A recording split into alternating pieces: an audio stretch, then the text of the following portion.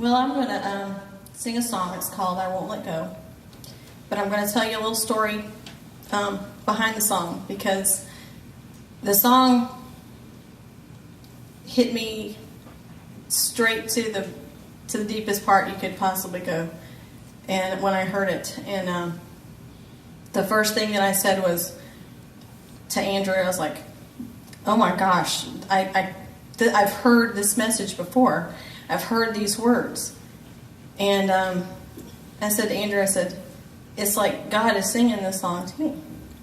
And I know that I've heard the message probably more than one time, but it took me back to probably the first time that I heard it loud and clear.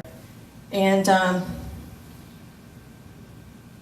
so 14 years ago, Andrew was 3, and I was pregnant with my second child, and we lost her.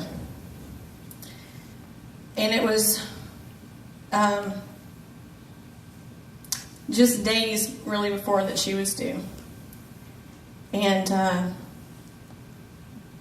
it was a Saturday, we'd gone to the hospital. I already knew that she was gone. It was kind of like God was preparing me for what they would confirm when I got there. And so we're in the hospital, and everybody's pretty much acting normal, the nurses and whatnot, and they're listening for a heartbeat, and they can't find one. The only one they can find is mine. And I knew that's the only one they would find. So we're sitting there, and they're trying to be optimistic. Don't freak out. We're gonna call the doctor in, and so he comes in and he listens. Of course, he hears the same thing that we've all heard, and so he orders for an ultrasound. So while we're waiting for the ultrasound,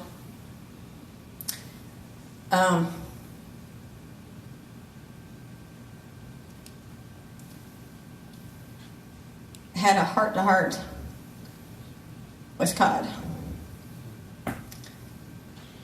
I had known him a long time. I believed it in things that people don't see him do anymore, not on a regular basis. I still believed it, even though I was laying there with the circumstance that I had. And I said, I can't do this. This cannot possibly be happening. I cannot handle this. I can't do it. People doubt that you can hear God, but I'm telling you, he was talking to me that day. He said, "Yes, you can." He said, "I'm going to be right here."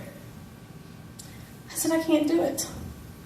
I said, "I know what kind of God you are." I said, "You brought Lazarus back 3 days after he was dead." I said, "You can breathe life back into her."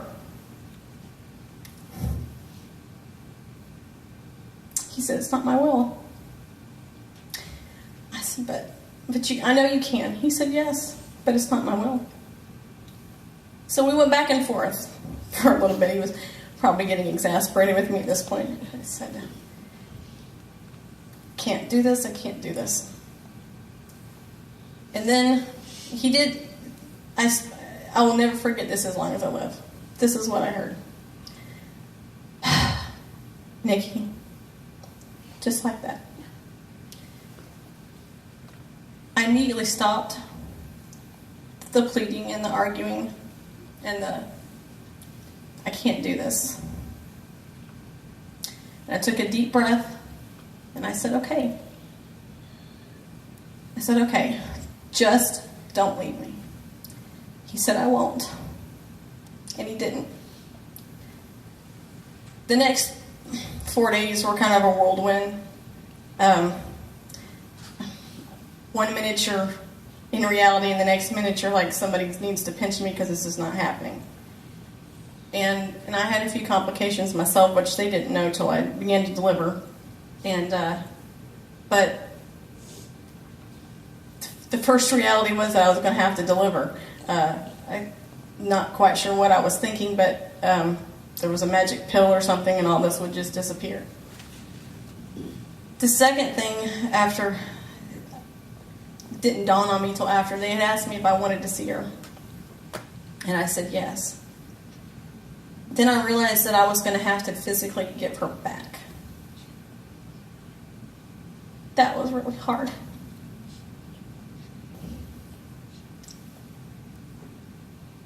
My parents were out of town. They were in Hawaii.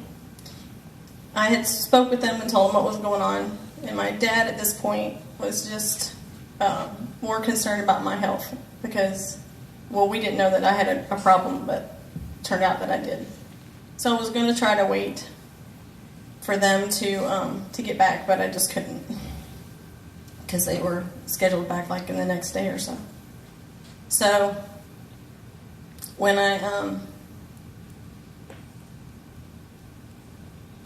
we delivered her and did all that stuff, and everything to this point really was just, it was like one of those movies that you see, like The Matrix, where it's like fast but it's in real slow motion.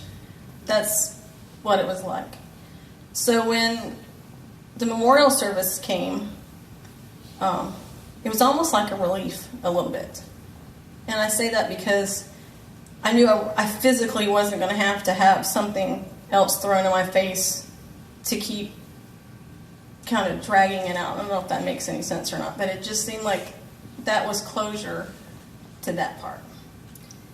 What I didn't expect was when I was with family for several days after, I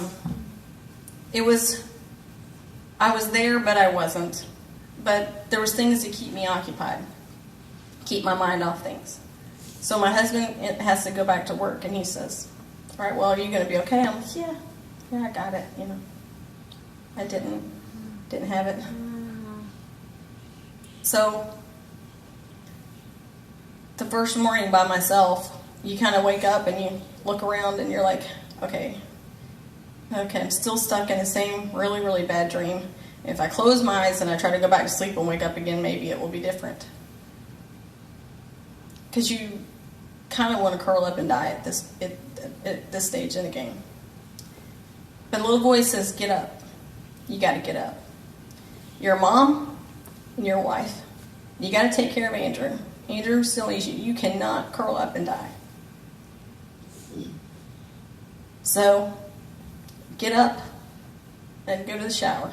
And it would be all I could do to make it there. And I guess I discovered why they have the bar in the shower. It's so, you can hold on tight for all your worth. Because that's what I was doing. Because I was afraid if I let go, I was just going to crumble to the ground. So, standing in the shower and I'm holding on for everything. And so I just pray. I wasn't worried about tomorrow or the next day or the next day. And I said, Jesus, he says, I'm here. I said, just help me through this day. Just this one. And I'll worry about tomorrow.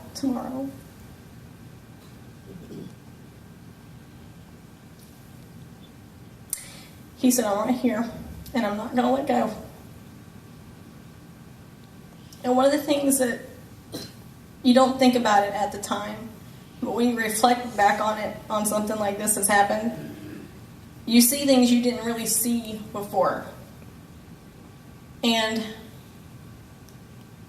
he would come to me with songs that I had sung, with songs that I knew from growing up, bits and pieces that gave me strength to step out of the shower, to go be a mom, to go do what I had to do.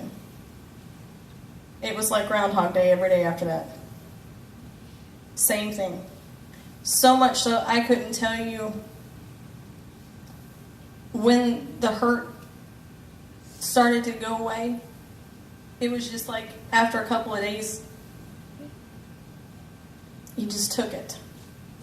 I still had bad days and I still had to ask for each day, but he just took it.